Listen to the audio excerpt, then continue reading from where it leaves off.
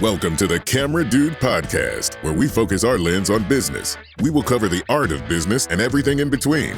Join your host, Rob Moorman, a seasoned photographer and RV park owner with over 27 years of experience, as he captures insights from industry experts and fellow entrepreneurs. From mastering customer service to igniting creativity, we explore the common threads that weave through successful businesses. Get ready to click, snap, and discover on the Camera Dude Podcast. Welcome back to the Camera Dude Podcast, my friends. This is Rob Moorman, the Camera Dude. We are here today to enjoy our time with a good friend who's returning back to the podcast, Bill Barlow. Bill Barlow is crazy. Let me read his little... He's crazy because he is changing, not really changing careers, adding to his career. And so it's really like maybe the fourth or maybe the 10,000th thing you do for a living. So anyhow, let's read this and we'll introduce. Bill is a CEO, product developer, product producer, songwriter, and creative entrepreneur. Since his last appearance, Bill has been exploring a fascinating new frontier, creating original music using artificial intelligence while remaining the driving force behind the lyrics, vision, storytelling, and creative direction. Today, we're going to listen to some of Bill's music, discuss his writing process, and tackle one of the hottest topics in the music industry, and that is AI-generated music. Is it legitimate art, or what is it? There's always turmoil over this. I think Bill's going to uncover that. Guys, welcome Bill Barlow back to the Camera Dude Podcast. Thank you, Rob. Thank you, everyone, for listening. I appreciate it. Awesome. Well, Bill, tell us, first of all, reintroduce yourself a little bit. Just open that door. Yeah. So, like you said in the open, I am a career marketer, product developer. I've been doing that literally 30 years. But flash backwards, when I was a kid, I was a writer. I've always been a writer. I used to write poems, but I never called them poems. I called them songs. Awesome. And I'm not a musician. I don't play an instrument. I don't sing particularly well. But I've always written and called them songs. And the reason for that is when I write, I hear a fully baked, complete song in my head. I hear the instrumentation, I hear the vocals, I hear everything. So in my mind, I'm writing a song, even though what I write down are just lyrics. And the curse I have is I am not a musician. The blessing I have is I'm a pretty good writer. So I've been doing that my entire life. So where do you want to go from there? No, that's good. I love that. And first of all, you said you were writing when you were a kid. I knew you. So you and I go back, I hate to say it, but 40, 45 years. Yeah. I don't know. You're getting old. Quite a while. I am getting old. You're right. But you're always older. I am older. And well, the fun part about this, Bill, is your creativity is never ending. That's one of the things that everybody admires about you, myself included. Great director, great producer. You were a great still photographer when you did that, and you became video and then motion picture and all of that. So you've always had a creative outlet. You've had a brain that's always produced creativity 24/7, probably when you're asleep, I would imagine. That's my best stuff. That's it. I love it. Well, listen, you're writing songs. The whole idea is to just sit here and listen to songs, so that's what we're going to do. Tell us a little bit about this first song, and what is it? Let's hear some of it before we dive into the workings of AI music. Okay, well, let me set it up a little bit. Okay. As I said in the beginning, I wrote songs when I was a kid. And I had a buddy who played music, my friend Jeff. He used to play my songs, and he was, I would write like a dash here, a comma there. I would like add 4 A's. He knew that the dash meant pause, the comma was a short pause, and the A's meant to stretch a word. So he could look at my lyrics and figure out what I meant, So anyway, I stopped writing a long time ago when, Jeff went off to the military. I lost my writing partner, my musical side. So I realized I don't play anything. I can't sing. So I just literally parked that creative thing. Every once in a while, I'd get a pen out and I'd write something down and stuff it in a drawer. Wow. I did that for 30 years. I did nothing with anything. So this song is about basically rediscovering that drawer with a new set of tools and being able to turn all of that from a thought to a reality that was tangible.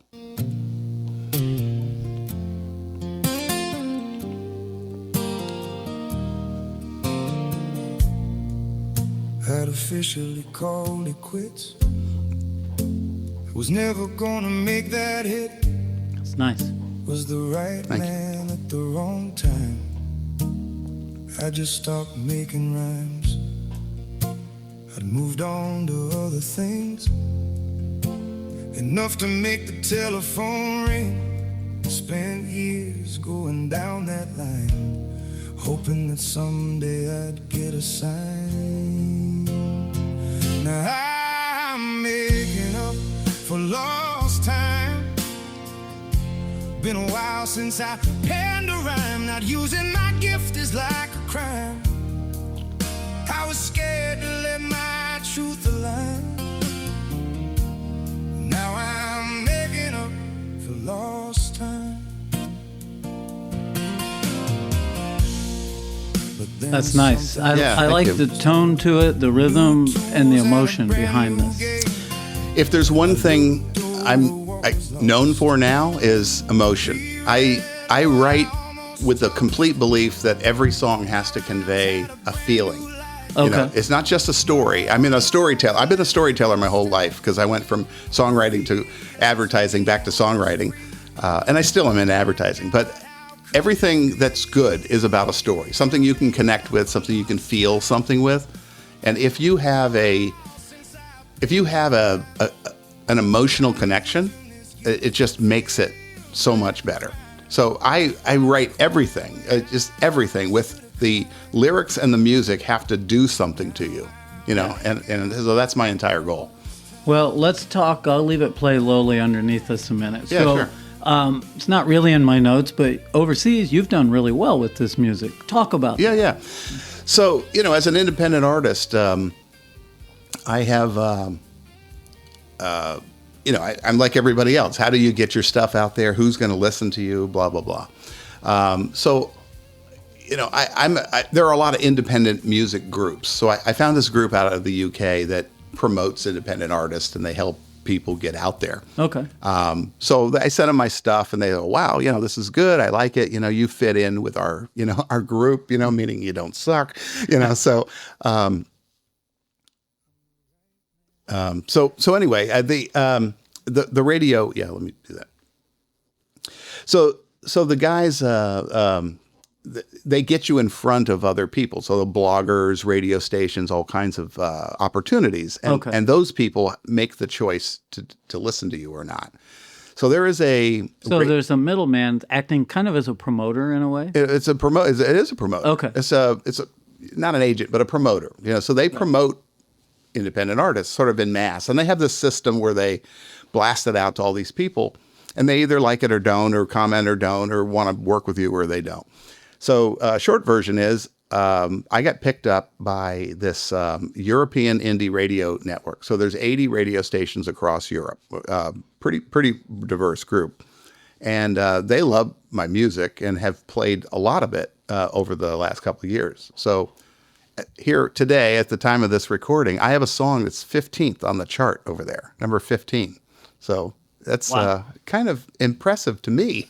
No, it's impressive to me. Yeah, I love that. As somebody that produces content, to be that high up and recognized by an entire country, basically, I mean, that's pretty cool. Before we do song 2, let's jump into this. I'm feeling it in my bones that before the guys with drumsticks and guitars in their hand turn us off because maybe they don't understand AI music. Let's debunk some of that, and then we'll go back to song 2. So I'm skipping around on our notes here. That's cool. No, I'm glad you went there because when AI music creation first came out, I got involved in it, and it was this simple. You wrote a song or you didn't. You said, AI, write a song for me. You hit a button. You said, I want, you go down a little scrolly list. I want country. I want jazz. I want this. You hit a button and something spit out. Okay. It was okay. That was AI music in the beginning. That was maybe 3 years ago. It sounds like a long time, doesn't it? It does in digital talk. It does.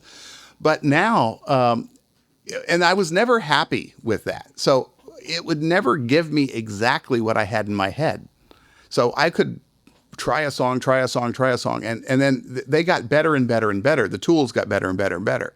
So now what happens is I can tell the AI what I want to hear.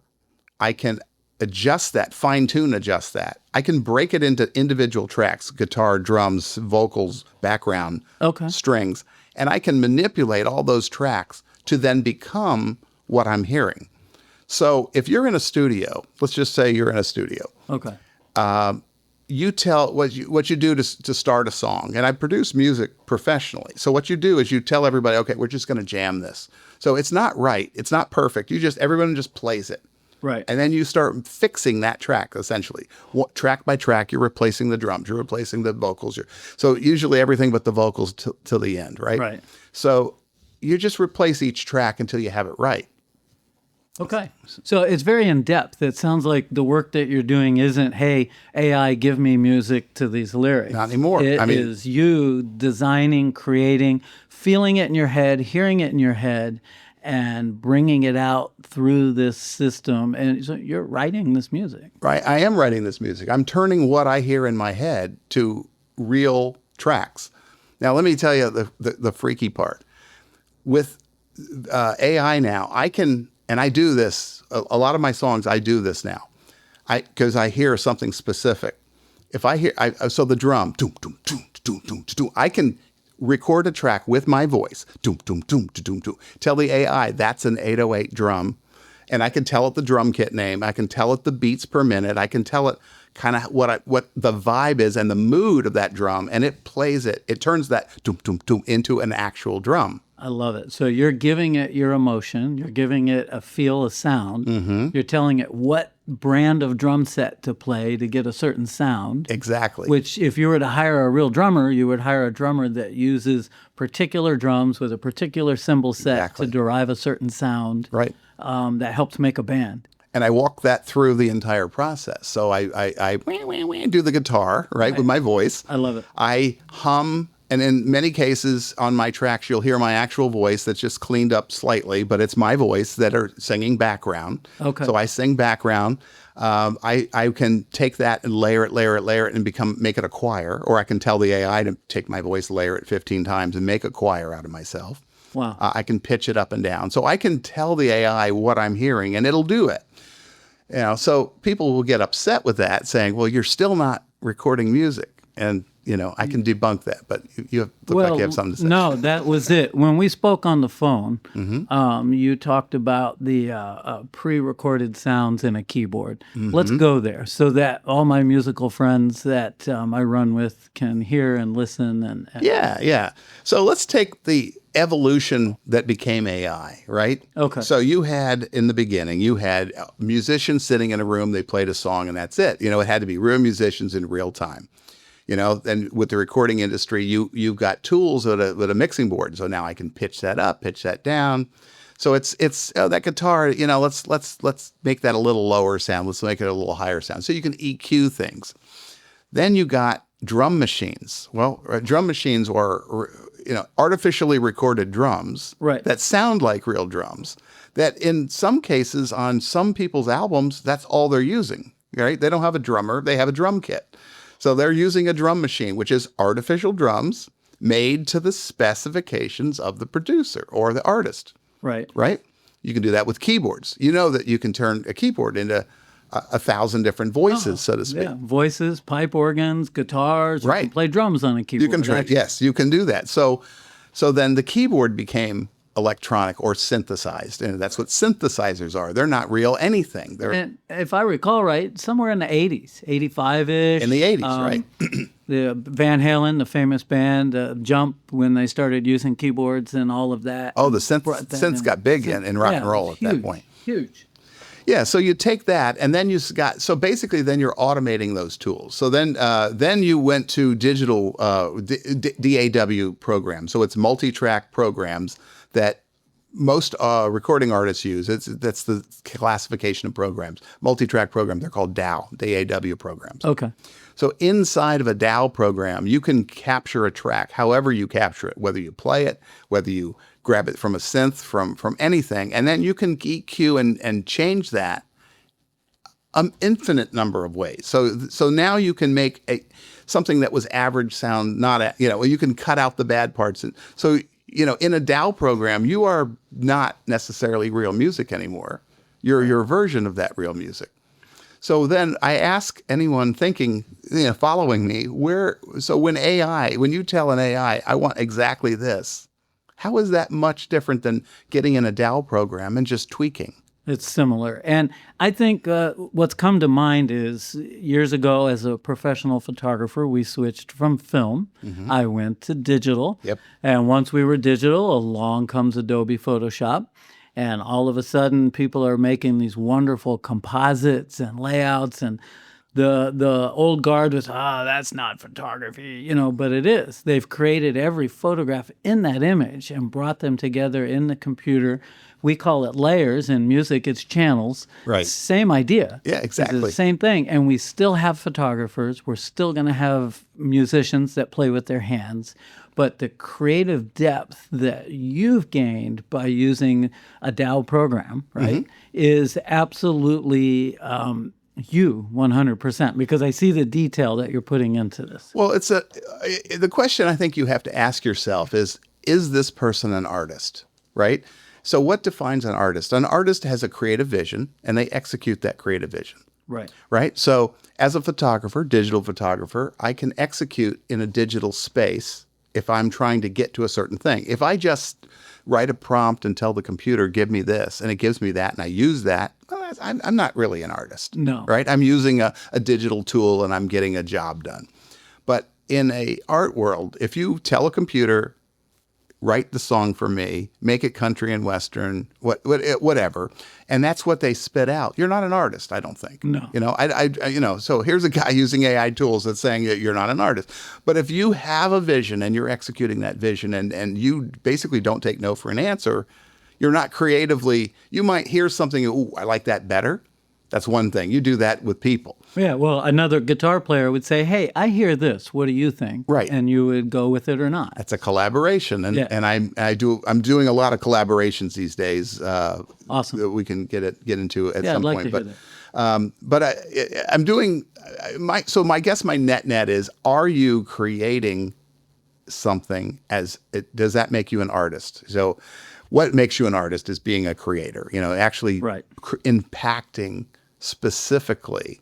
Well, and we use, and I want to hear song 2 in a minute, but we use AI now to edit our photographs. Yeah. But it's all prompted and directed by us based on the 30 years of being in business of right. editing photographs from the darkroom to digital till now. And all that knowledge is being spit out into the computer by us, asking us what we want to do. So let's set this up. Tell us about song 2. What are we looking at? Well, let's go back to the creative process. So I am and have always been a writer. I get my inspiration a number of ways. I can give you a couple of examples in songs, but this song is my mother recently passed away. I spend a lot of time with my dad. And I was just sitting there one day looking at him, thinking, we look alike. Yes, you do. But he's, a couple of years older than me, right? So he's a couple decades older than me. And I'm thinking, that's me. I'm looking in a mirror, a future mirror. Okay. So in a way, I'm looking in another mirror. So that was kind of the mode for this song. So perfect. I'll let the song speak for itself.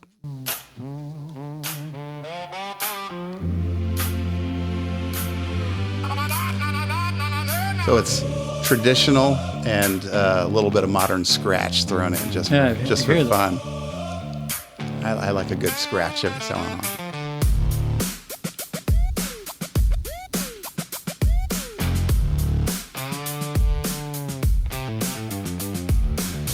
I see myself when I look in your face, not sure I like what I see. You could be my crystal ball, visions of a future me. That's the story right there. Yeah. I have the same features. Will I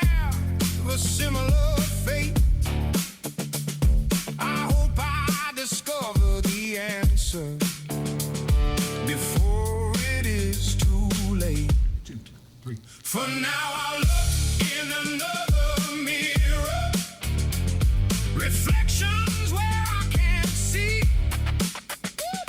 the future, looking back at visions of another me. So what I'm hearing is the creativity is all you, without question. Just because that was an emotion and a thought that you had while you're sitting there. Your mom had passed. I was there at the funeral service. I've known your mom since I was 18, 17, something like that. Maybe 16. Yeah, I'm 60 years old now, so a long time. And now that's brought about emotions. You're spending time with dad because, you know, when a parent goes, it really makes us realize that it's not forever. It is. And so now you're looking at your dad's face, and these are the emotions. I'm sorry, but I don't know what about that isn't all you. You know, it just is. Well, right. So, you know, the song is a...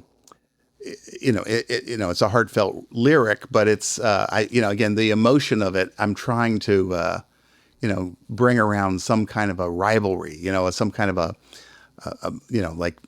call to action, so that's why it's got that sort of beat to it. Right. And, and the call to action is basically aimed at me. Like, what are you going to do? Your dad's not in great health. Are you going to avoid that? You're going to make those mistakes or, some of that, I mean, he didn't make mistakes, but we all live to make choices. So, right.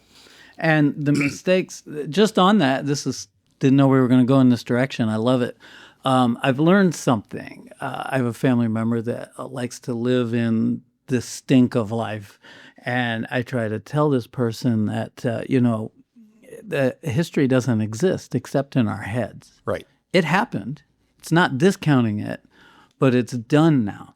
Right. And it's over. And whatever that situation, or in this case, the person that might have caused all of it has passed in my family. And so why are we sitting in that stink? They're not even here anymore. What are you trying to prove?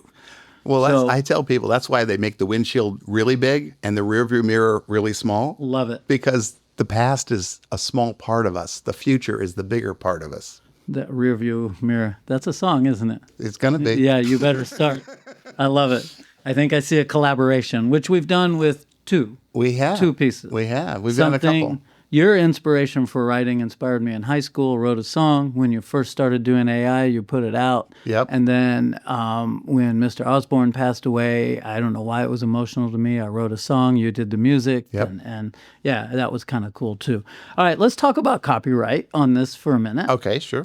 Just jumping in photography, if the author of the photograph is a professional photographer, that copyright stands true even without registering it for 40 years after the photographer's death. Better if you register it, because if you end up in court, you have a better fight. You can defend it. But in general, it's that way.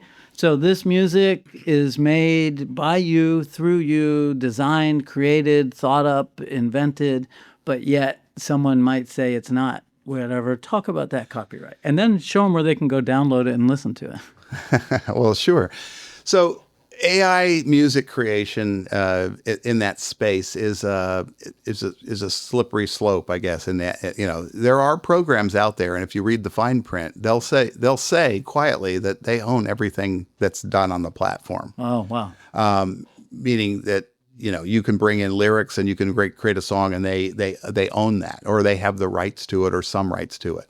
The particular platform I use, there's levels of it. I'm in the pro level, and in that level, you own everything. And they basically send you a disclosure. So they will send you a document, a digital document, to say you are the creator of this, and here's the date that you created it. So wow. You get a certificate. YouTube, for example, doesn't want people that created stuff digitally or through AI. Okay. They don't necessarily recognize that as ownership. So you have to sometimes produce this digital certificate for YouTube. So the stuff that you're airing here on the Camera Dude podcast is copywritten by Bill Barlow at Bill Barlow Music, right? Exactly. Right? All right. Exactly. So Famous Discoveries is actually my okay. my label, my consulting company. Perfect. What's the website for that? famousdiscoveries.com. Easy enough. Famousdiscoveries.com. All right. I wasn't sure which name you had it under. So if someone wants to hear this, they can go there. Yes, listen. They can. I don't keep my music there. If Okay. you want to listen to my music, the best place is I'm on all popular streaming platforms. Excellent. But go to Spotify and just search Bill Barlow, and you'll see, tons of songs. Okay, very good. And I have been doing that and listening to more and more of it as it's grown and expanded. It's been quite a bit. Royalties? So if you were to sell this, you have things in place for that? Yeah. So the way you collect royalties as an artist is you have to belong to a couple of different organizations. You need a manager, or you have to be able to have the tools to go out and collect the royalties. It's complicated, and I don't have those tools. So I use a service. It's basically my agent, if you will. So they take the songs. They give me it's called an IRSC numbers, which is the barcode of songs, right? Okay, so each song has its own number. It's individual to that song. Yeah, its own little number, which is like a barcode in a store and a product. So every song that's legit has that number. So these guys issue the number. They distribute my music. They get it out to the platforms, and they also monitor other people from copying me. So there are digital services like SoundScan that will digitally view and listen to all the music all the time. I mean, everything that goes out, and it'll say, wait, you're violating a copyright. So that sounds a lot like photography, because there are programs where I can take every image off of my website, load it up, and it goes out into the internet world and finds my work on some other Yahoo who's stealing my pictures website because they wanted to fake it till they make it kind of thing or whatever. Right. And I've done it once. I know there are photographers that make a living at doing it. Yep. I just, go find another client and keep working. I just don't know why. That's how I roll with it. Yeah, I'm not in the mood of letting people rip me off. So I've got people. I basically hired people that are going to do that. So it's being monitored. Yeah. So that's my agent. So my agent collects a type of royalty. So they collect anything that's like Apple Music download. Okay. And to be honest, I don't know why anybody would pay to download a song anymore when you can stream stuff for free on a monthly subscription deal. But, I'm thankful for the few who do. I have friends that do it. I download so that if I'm in a place where I can't stream, airplane, etc., Well, I'll have something downloaded. But otherwise, you're right. I stream because it's such a wide world. The album collection is no longer sitting in the house. Well, I am because I love vinyl, but that's just kind of a passion of the past that I still do. 100%. But to stream, Right. I mean, wow, the collection is so big it wouldn't fit in my house. You Right. know, so. Well, so there's three organizations. So that was one. Yes. I'm also a member of ASCAP, the American Society of Music Producers. So ASCAP monitors my music in a different way. So it's another organization that monitors and keep their eye on me. I'm a paying member of ASCAP, but then they monitor where my royalties are. So ASCAP collects, like when it's on radio stations, on podcasts, wherever the stuff is, they pick it up. I love it. And then then there's another group called I think it's called the Music Collective or something like that. But they're another group that picks up the rest of your royalties. They monitor that, and then they pay you. So all the streaming stuff for any streams that people can use my stuff on Facebook and whatever for memes and posts and all that stuff, and I get a piece of the royalty for that. I love it. So wherever my music is, one of those three organizations will pay me for that. It sounds so streamlined as well. It seems like they've made it simple, but yet professional, monitored, and ready. Gosh, do you think that AI music's going to become mainstream? It already has. Justin Timberlake has announced a year ago that he's producing tracks with AI. Right. So he writes his own stuff. He brings in artists, but there's pieces of that thing it just can't get right.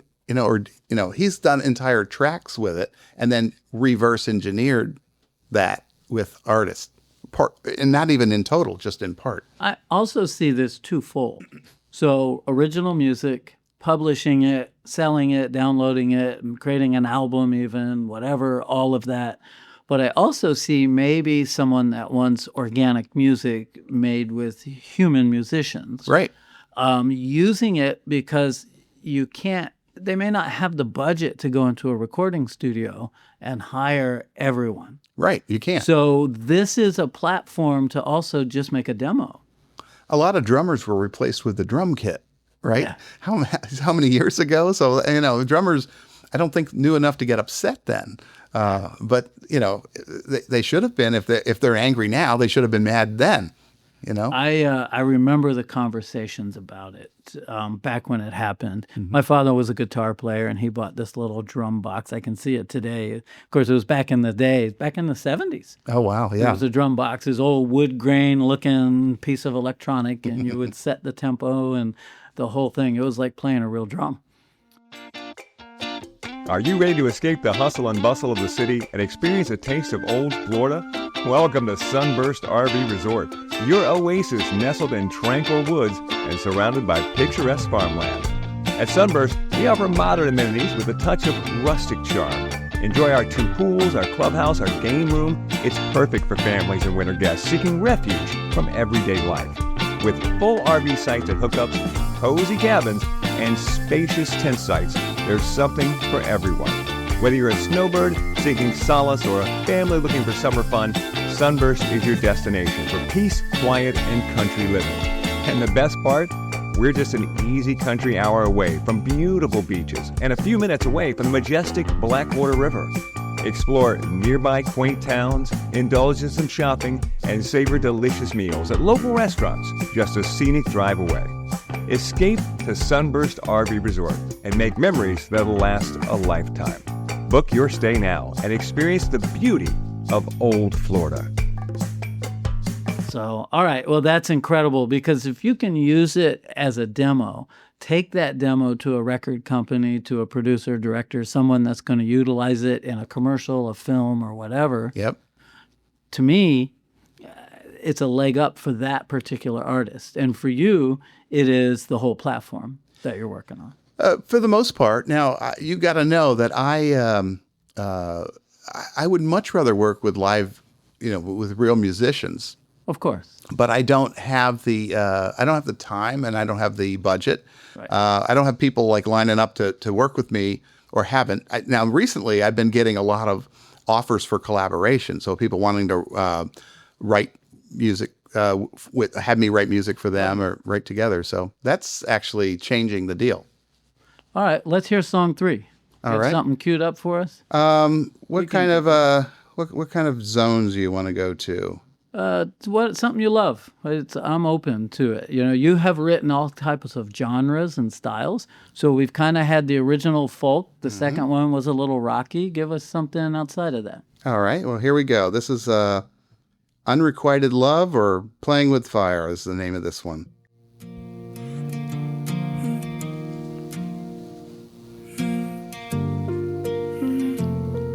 Another feeling.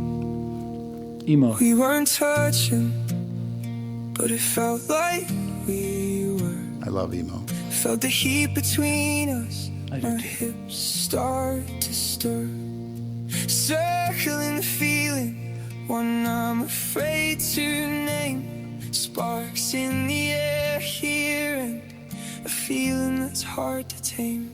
We're caught in a moment when the heart takes its turn. There's a pull, we're feeling. I hope we don't get burned. We're playing with fire, neither of us knows why. Every step pulls us closer to a truth we can't deny. Wow. Yeah, so getting back to inspiration, I everything can't be about me, right? So I see things and I write, I write as if it's me, but I write from situations I'm looking at. So in this one I saw, let's just say, a work friend who was playing with fire in a relationship he shouldn't really have been dancing with. Getting a little too close to the edge in my view. So Okay. that was the inspiration for that. I love that. Well, and hopefully that person doesn't know that was their scene, maybe. Well, they may know. Yeah. No one else does. I love that. That's incredible. So has that been published? No. That's all new. So Everything you're hearing today is unpublished at this moment. Awesome. So you're I love that. exclusive, worldwide exclusive right here. Right here on the Camera Dude podcast. Exactly. You heard that. Just for you, my friend. Love it. So what else are you doing with this music? Give me like future aspirations. So you're in this, it's doing well. It's a forward moving force. Yep. What's next? Movies? I'm doing a lot of interesting collaborations, so some stuff you don't know about. Okay. So I have a friend, you remember Casey Kasem on the radio? Yes, absolutely. Right. So his daughter is a friend of mine. Okay. And she's a singer, among other things. She's an extremely talented, multi-talented person, model, radio personality, whatever. She is putting a band together, and so I'm writing a couple of tunes for her band. So that's one collaboration that I'm doing. But one of my ones that I'm kind of very personal about is there's a woman artist named Emily Kavanaugh. Yes. And I don't know if you've heard of her. I have. Okay. So she's got a charitable foundation called A Song for You. And what A Song for You does is they identify someone, either a first responder who's had a very bad time, or a person that's family, or they're going through hospice, or they've just come out, their family just, lived a hospice experience. So they write a song for this person or this family that is no intention of it going on the radio. It's just for these people. Wow. Now, Sarah McLachlan has written songs for this charity. Okay. For these people. So these are songs that are, they're no slouch to be in this group. No, it's legit. So I just got invited, and I'm very honored to say that I just got invited to be one of the songwriters for A Song for You. So I'm in the process now of they're basically they bring you a story, and then you turn that story into a song, and then that gets presented to the individual or the family. Wow. So that's deeper than just being creative and making music. It's that personal. Is going to touch people's souls. Right. And And you're doing forever. it for a charity. So you're not doing it for the money. You're doing it's not going to be on the radio. So you have the hope of making someone happy, So you're using your writing skills to create this song about an individual that's either ill or has passed or what have you. Exactly. And it's a give back to the community. It is. I love It is. All right. Is that something that's live and happening now, and people can go there? You can give it a plug if you'd like. Well, you can go to asongforyou.org and see what the organization's all about. Perfect. And maybe by the time you do, you'll see my face on the website under the artist. But it's a great organization, and it's very unique. They're doing something that literally no one is doing. Wow. Well, okay, you just moved me because, a lot of people, they write, they want money, they're doing that. But aside from the business aspect of it, you're taking time out to do what you love to do and yet help others while you're doing it. You have to. That can't be beat. There's nothing Right. wrong with that. Got to give back. All right. Well, tell me this, then. Inspiration seems to be endless for you. Were you born with that, or is that a muscle you practiced building? I think I was born with it. I've woken up from a sound sleep hearing a song fully baked in my head, and I had to just go write it down. I mean, it happens. It doesn't happen like out of my sleep anymore as much, but it does happen. I literally hear a song. I think someone's got the radio on. I wake up, and it's something I'm supposed to write down. I love it. So that's a gift, not a muscle. Okay, that's what I figured. I call that ADHD because that's where mine comes from anyways. 10,000 things at once. It's Yep. very loud in my head. Someone once said, "God, I wish I could get inside your head." And I said, "No, you don't want to be in there." There's about 10 drum sets playing different songs all at the same time. So it's a lot. So I do have an interesting one maybe you may like. Let's hear it. So I just read an article a couple of weeks ago about Adam Lambert. Adam Lambert as American Idol fame, and then now he's doing obviously extremely well. So I read an article about Adam Lambert, and I turned it into a song. The quick story is that Adam Lambert was in L.A. He was in a relationship, and things went bad. Okay. He moved to New York, got a whole new musical team, reinvented his sound. He's in the process of putting out a new album, and he wants to relaunch himself with this new thing.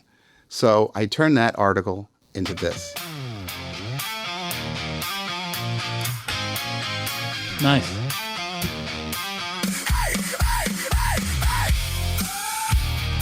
He's a banger. Yeah, he is. Adam, if you're listening. I think a clean slate was the deal for me. It made my vision what I wanted it to be. Keep it going a minute. I want to hear this. Sure. Wishes, what I thought was ideal. Then it all came true. Can't tell you how I feel. Do this the right way. Give what they deserve. Give it to them straight. No twists and no curves. Try to quiet the Gotta play some drums for me, Rob. Yeah, I can. I'm just listening to that. I think that, first of all, I love the trash can lid cymbal sound that you chose. Yes. I have friends that are guitar players, and they're always panicked because the first thing I hear is drums. Yep. First thing they hear is guitar. But I just hear all the different tones and sounds and tuning of every drummer that's out there. For those listening, I'm a backyard drummer is what I like to call it. I still have a full set. It's set up in a bedroom in my house. It's just a home office kind of thing. I still make a little noise. Occasionally I get to play the cajon, the box that you sit on, at church off and on or whatever. But once I got a camera and started chasing the light, I kind of stopped honing those skills. If I had kept, now that I'm 60, I'd have been a full-on player by now. But I love it, and that's what I hear. And you're not bad. You know, you're, Oh, thanks. yeah, I can say that. You can't, but Yeah, well, no, and I appreciate that. I have a lot still to learn, and I think that's with everything. It's always ongoing. So this song, back to it a little bit. Sure. So you saw his story, got inspired, and wrote it. right. So in the article, he talks about he's looking for a new sound, but he's kind of looking into the 90s as inspiration for his music. So I said, well, let's just do that. So I basically turned the song into a 90s vibe. And there's this one spot in the song where it says, you know, I'm reaching for the 90s. I hope I don't get booed, you know. I love that. Well, first of all, are you going to try to reach him with this? Maybe. Maybe. I have been doing that lately. I've been sending songs to artists. Okay. I just sent a song to Jewel the other day and Oh, wow. found out that it was maybe too sensitive topic because of some background in her life.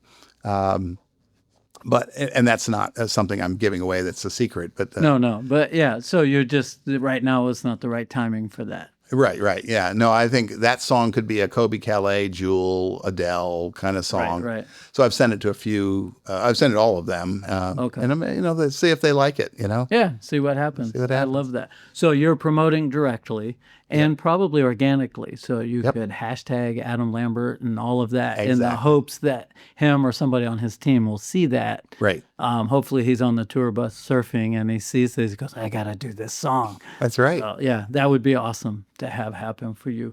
So what's next for you in this journey? So you've mentioned that you're writing commercials. Of course, you're writing music. Will you combine the two at some point? I already have. So I produce a lot of commercials, infomercials, et cetera. So I make my own background tracks, my own music beds. Okay. And I've done a couple of those. I do a lot of stuff for these guys in Europe. It's a big infomercial company. Okay. And I do all of my own music. So I do it so that it is interwoven with the feeling of the commercial. So it's not just canned music. It's Right. literally written for the show. Custom made for that. Yeah. For you. I love that. All right, let's go into rapid fire. Uh-oh. Maybe after rapid fire, we'll close with a couple more songs and maybe some rambling. Okay. But I just feel like we should do rapid fire. All right. So let's see. We'll just go right through it. Who's your favorite songwriter? It's got to be Rob Thomas or Ed Sheeran. Let's go Ed Sheeran. I love Ed Sheeran. You could go Ed Sheeran all day long.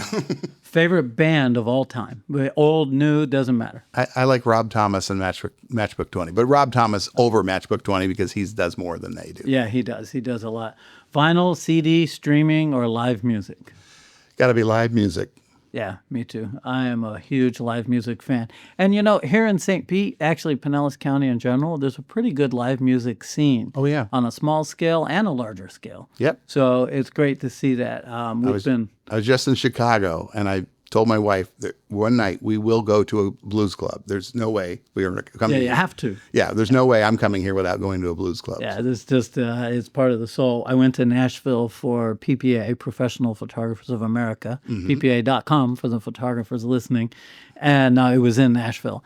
And so we went 2 days early, and just, I called a good friend that stays in Nashville. He's been a guest on the podcast, Rich Redmond, drummer for Jason Aldean. And I said, where can I go away from the tourists? And he sent me some great places. Good.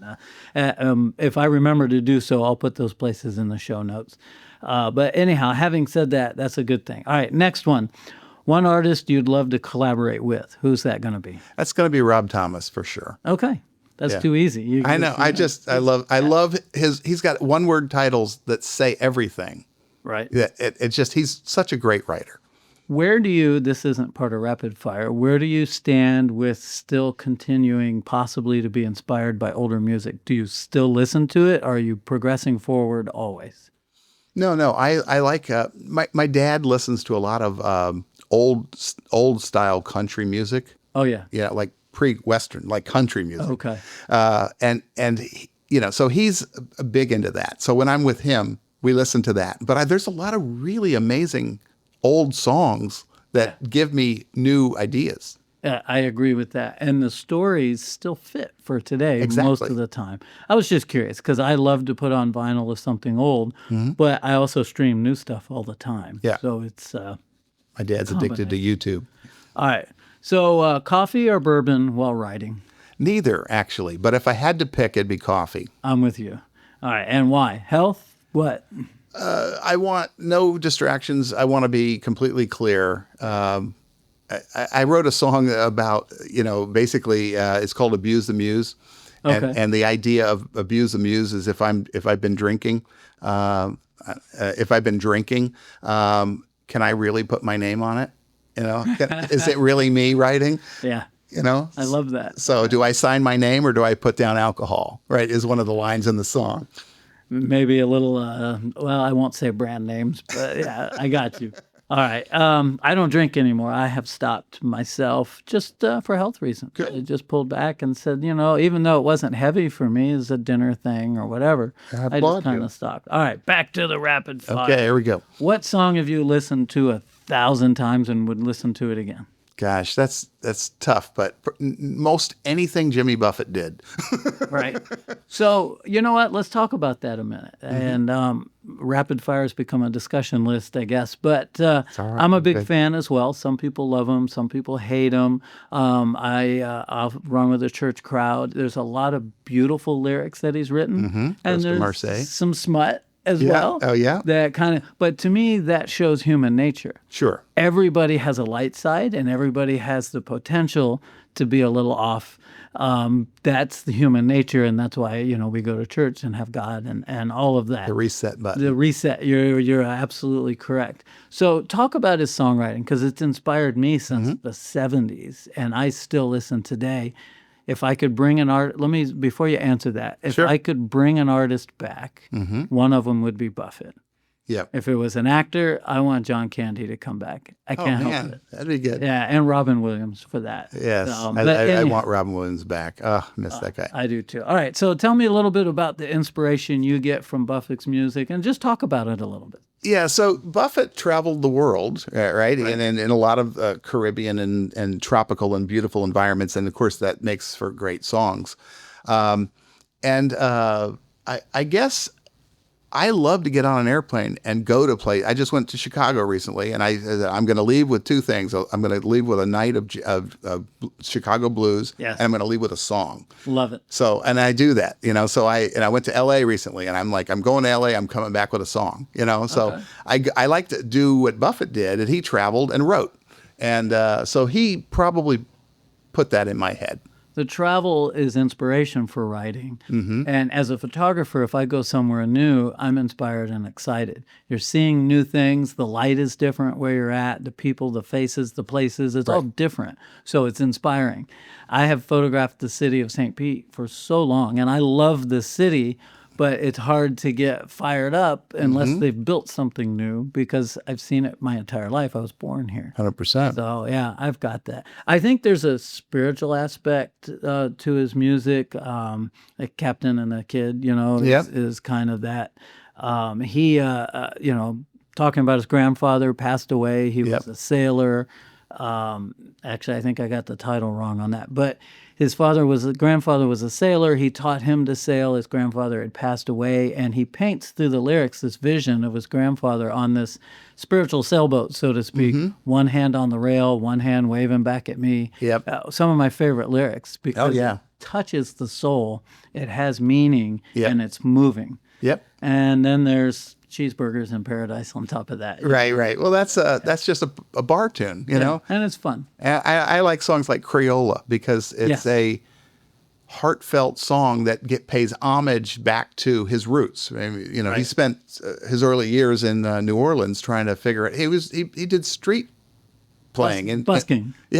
In New Orleans. So it's like, but he did it in a way that was extremely classy and just almost romantic. What I have found is there's a million musicians. Some of them have done well in the country realm, grabbing a piece of what Buffett had kind of created, legacy and all of that. Caribbean soul. But there's also a lot of imitators that I'm not picking on them, but they just don't do it the way Buffett does it. And that's great.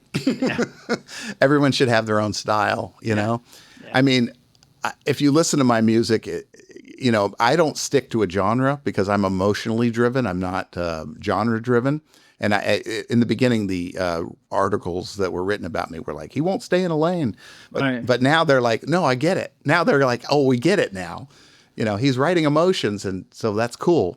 And I'm a lover of music. And I don't stick with one genre. Right. Because of that, it doesn't make sense to me. I had a friend of mine only listen to this one genre and nothing else. And I said, when you eat, do you eat pepperoni pizza 3 times a day, 7 days a week for the rest of your life? No. Why wouldn't I enjoy all these other genres and see what they have to offer? And when you're writing music, life is that. Sometimes life's a little country. So speaking of country, Glenn Campbell was once picked on for changing genres. Okay. Because he was bumping around different genres. And he said, look, a C note's a C note, a G note's a G note. Yeah.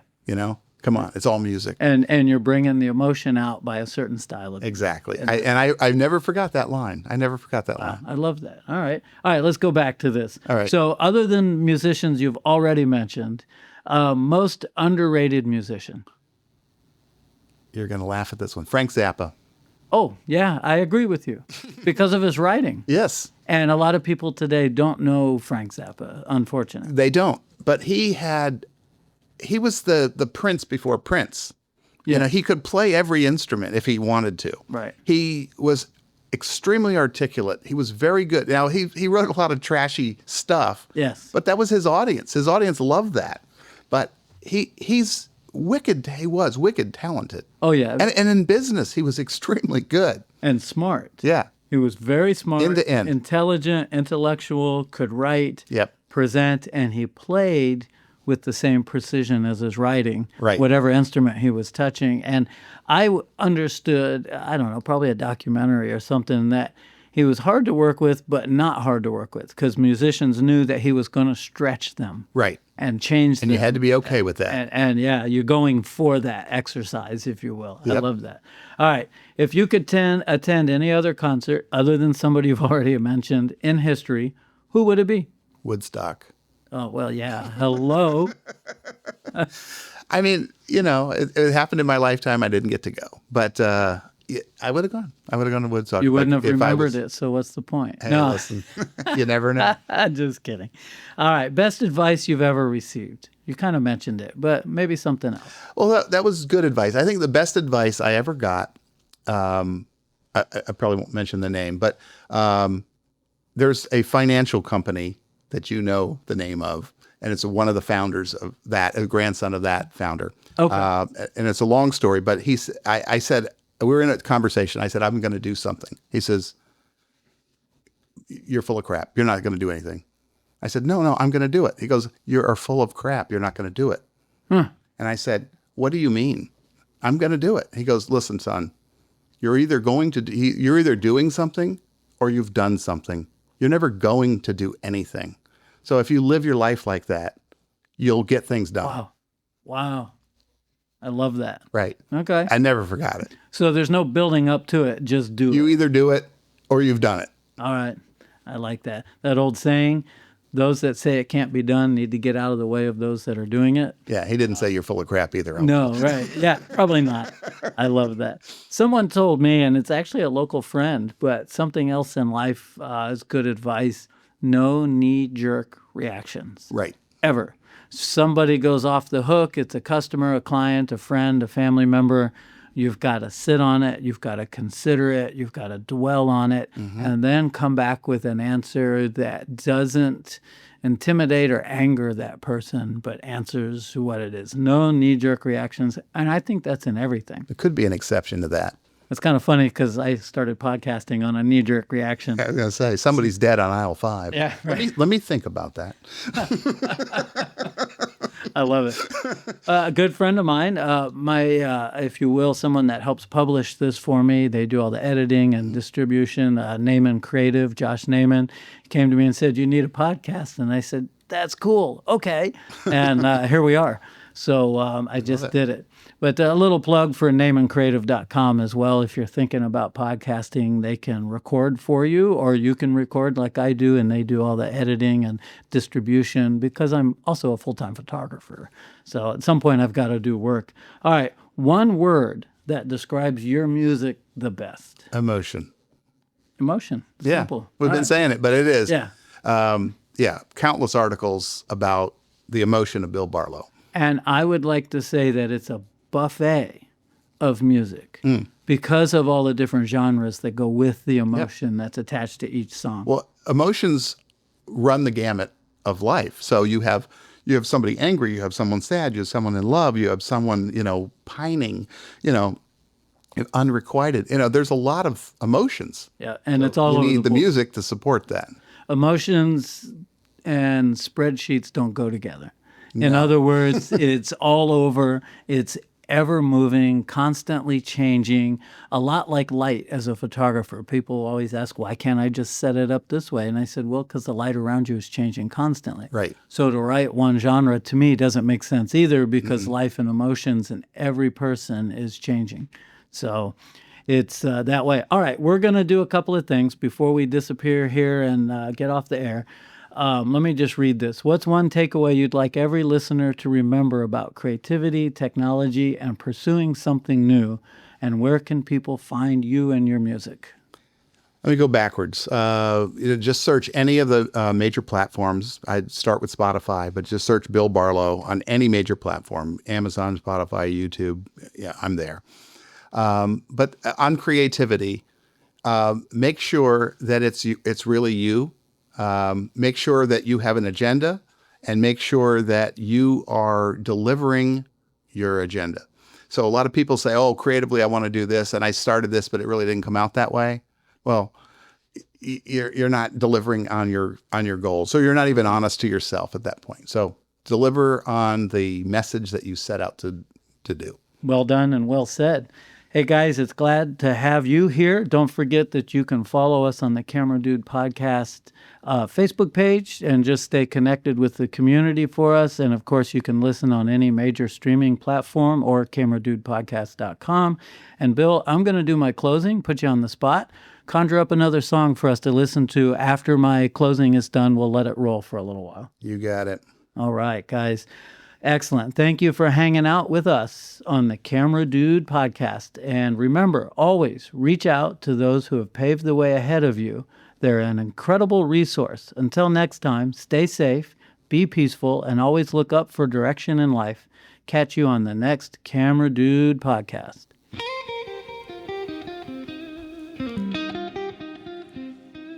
Chicken in the car, and the car won't go. That's the way you spell Chicago.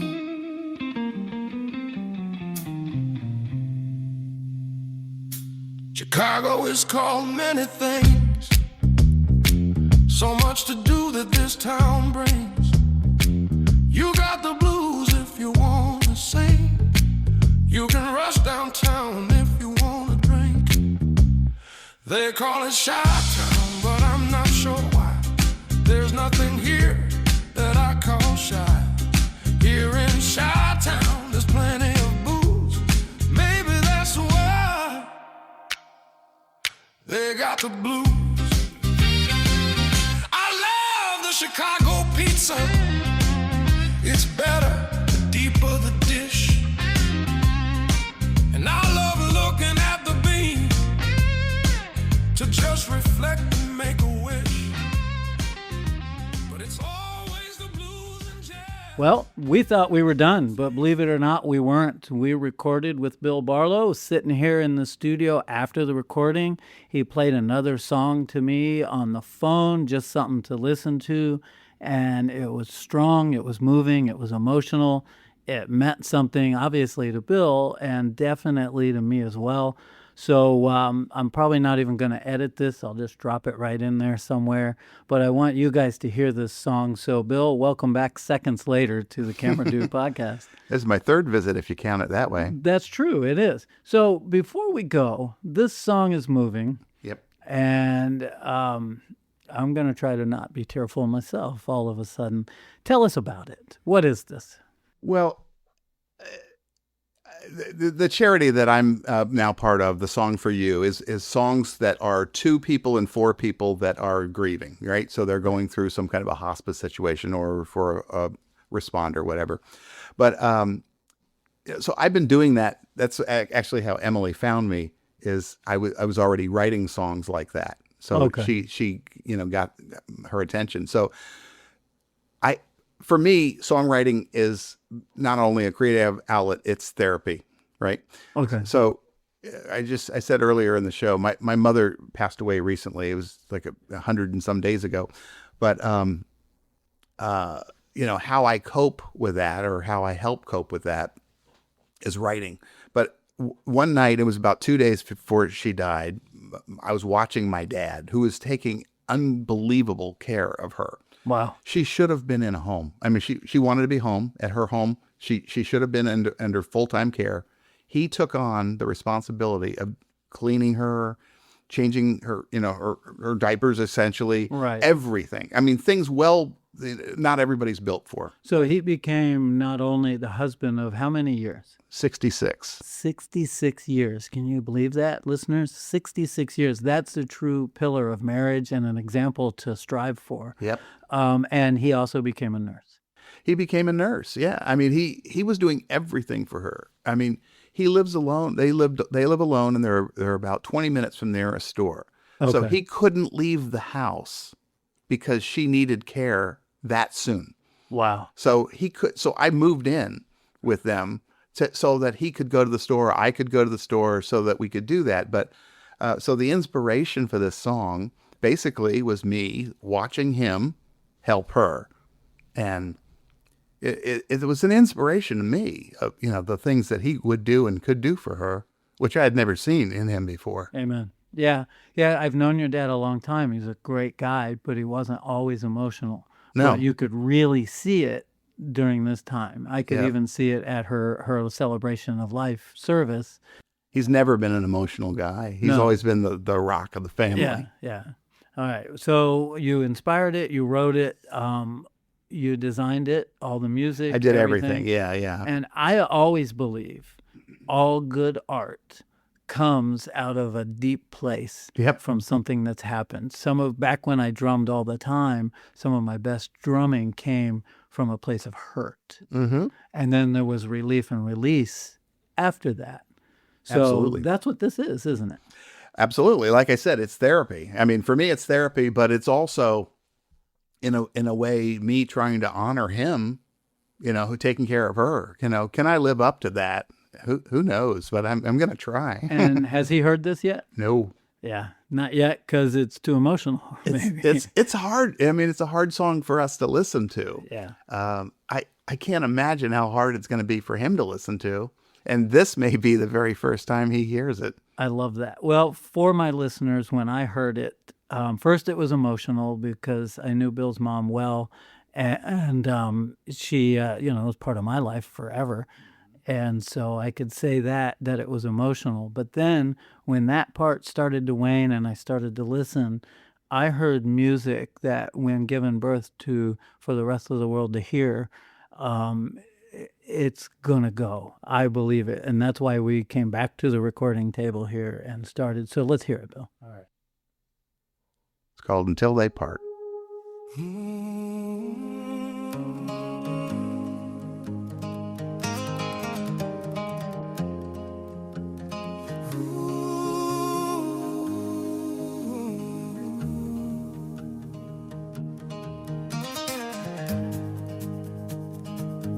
He promised her forever and thought he'd never see the day.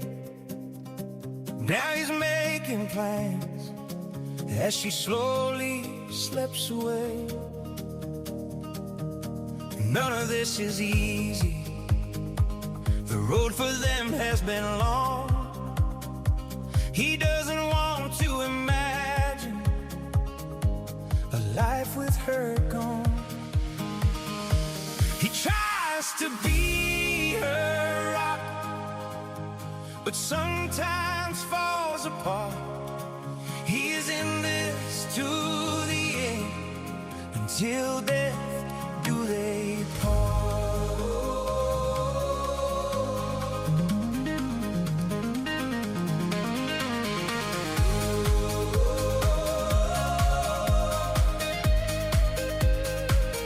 It's amazing the care, The legacy of their life for all of us to strive for is written in this song.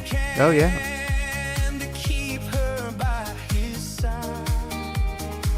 He set the bar pretty high for me. Yeah. Me too, apparently.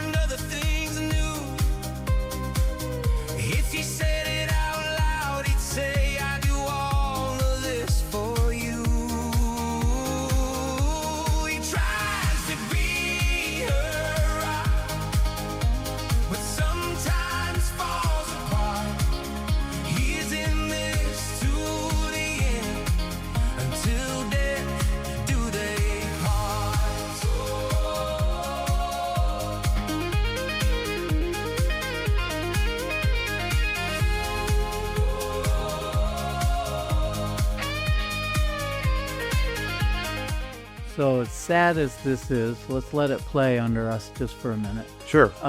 Talk about it, Bill, just a little bit. So this comes from a deep place and a strong emotion, and it's relatively fresh. Mom's not moved. She's moved. I call it graduation. She's graduated from this life to the next, and it's not that long ago. So. No. I mean, I don't know if you've had to bury anybody in recent years. I know you have, but just anybody listening, when you order a gravestone, it might take 6 months to get that stone. You get the plot, obviously, you got to do all that. But her stone isn't even in yet. Wow. That's how recent it is. So, that hopefully will be done soon. But, it's just, you think you've got closure and you're kind of waiting for all these things to finish. But, this was written like 2 days before she died. Wow. Yeah. So to me, it's an honor, and I would imagine that if they can hear us and see us down there, that she's listening, because now I'm going to cry, but your mom was one of your biggest fans for your music. She was. And still is. Yeah.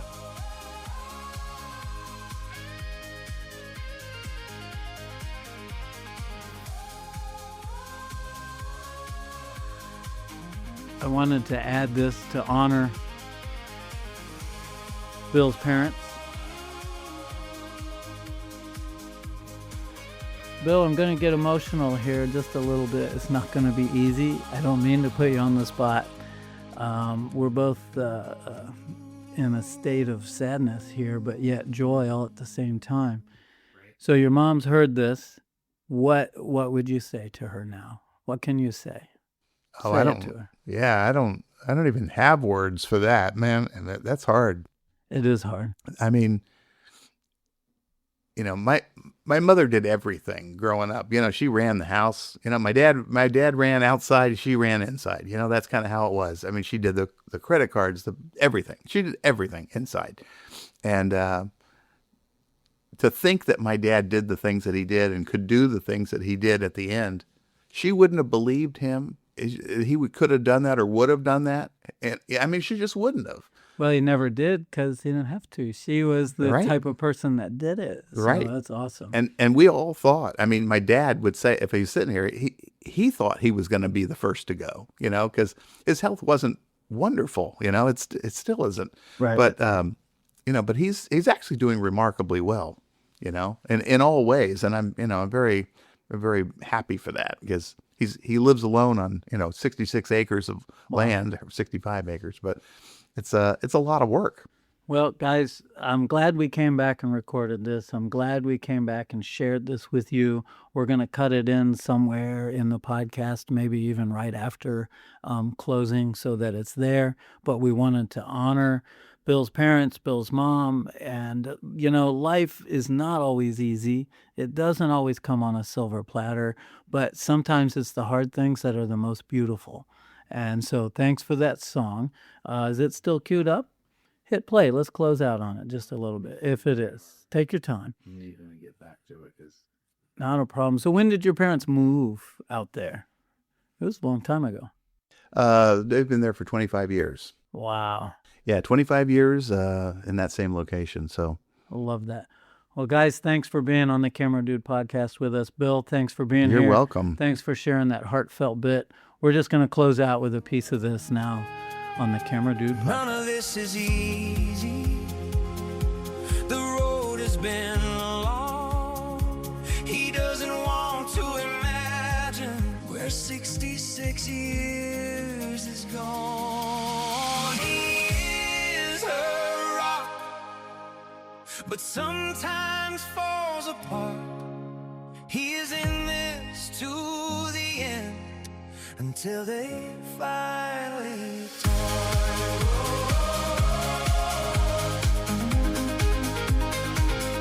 Thanks for tuning in to the Camera Dude Podcast. Don't forget to visit us at cameradudepodcast.com for more episodes and exclusive content. Connect with Rob Moorman on moormanphoto.com to explore his professional photography. And when you're ready to hit the road, make memories at sunburstrvresort.com. Until next time, keep capturing moments and chasing dreams. See you on the next episode of the Camera Dude Podcast.